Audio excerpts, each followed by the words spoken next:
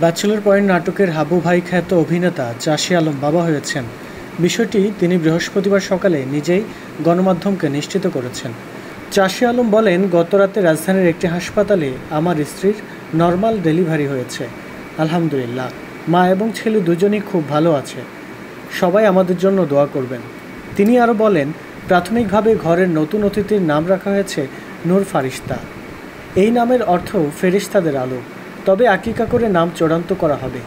প্রসঙ্গত, গত বছরের 25 আগস্ট পারিবারিক আয়োজনে বিয়ে করেন চাষী আলম। দীর্ঘ সময় অভিনয়ের সঙ্গে যুক্ত থাকলেও এই অভিনেতা লাইমলাইটে আসেন ব্যাচেলর পয়েন্ট নাটক দিয়ে।